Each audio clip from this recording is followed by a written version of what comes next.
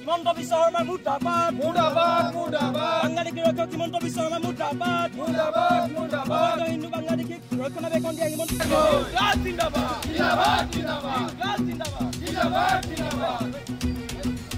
Bangladeshi go back Bangladeshi go back Bangladeshi go back জিন্দাবাদ জিন্দাবাদ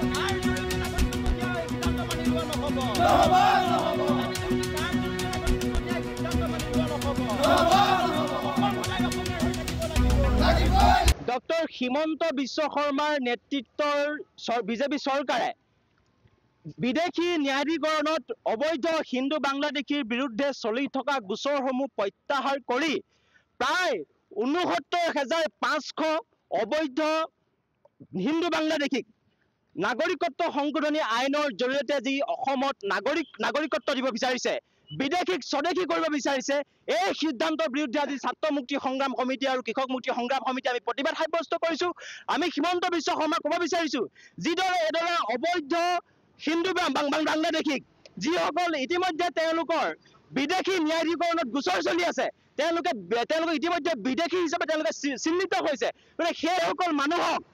কাৰ দৰে জাতিধ্বংসী আইনৰ জৰিয়তে অসমত নাগৰিকত্ব দিয়াৰ সিদ্ধান্ত কোনো কাৰণত মানিলে নহ'ব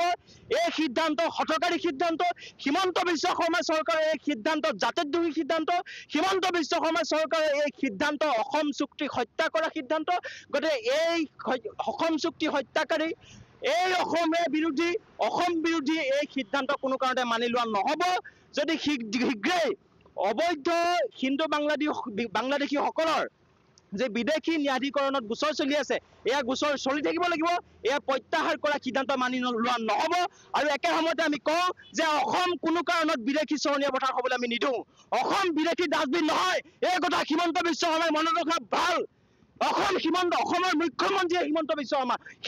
বিশ্ব শৰ্মা অসমখন পৈতৃক সম্পত্তি নহয় যে তেওঁ অসমত মন গ'লে বাংলাদেশী বহাই দিব মন গ'লে বিদেশী বহাই দিব গতিকে হিন্দু মুছলমান কথা নাই বেংগলী মিয়া কথা নাই 1971 চনৰ 24 মাৰ্চৰ পিছৰ পৰা অসম চুক্তি অনুসৰি 1971 চনৰ 24 মাৰ্চৰ সকলো বিদেশী অসম এৰিব লাগিব আৰু সকলো বিদেশীকে অসমৰ পৰা বিতৰণ কৰিবৰ কাৰণে আমি বিজেপি চৰকাৰক হিমন্ত বিশ্ব শৰ্মাক দাবী কৰিছো একে সময়তে দাবী কৰিছো যে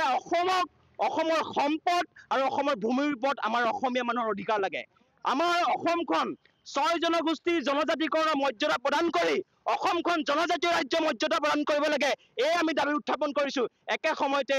ভাৰতীয় সংবিধান অনুসৰি 371 এই আৰ্টিকল অনুসৰি অসমক বিশেষ শ্ৰেণীৰ ৰাজ্য মৰ্যাদা প্ৰদান কৰিব লাগে আৰু যদি সেইবিলাক কৰিব নোৱাৰে হিমন্ত বিশ্ব শৰ্মাই নিজৰ পৈতৃক সম্পত্তিৰ দৰে অসমত এইদৰে বিদেশী বোজা জাপি দিব হিন্দুৱে হওক মুছলমানে হওক জৈনে হওক খ্ৰীষ্টানে হওক কোনো কথা নাই কোনো বিদেশী বোজা 1971 চনৰ 24 মাৰ্চৰ পিছৰ কোনো বিদেশী বোজা অসমে নলয় সেইকাৰণে আজি হিমন্ত বিশ্ব শৰ্মা প্ৰতিমূৰ্তি সমগ্ৰ অসমত আজি ছাত্ৰ মুক্তি সংগ্ৰাম সমিতি আৰু কৃষক মুক্তিয়ে দাহ কৰিছো একে সময়তে অবৈধ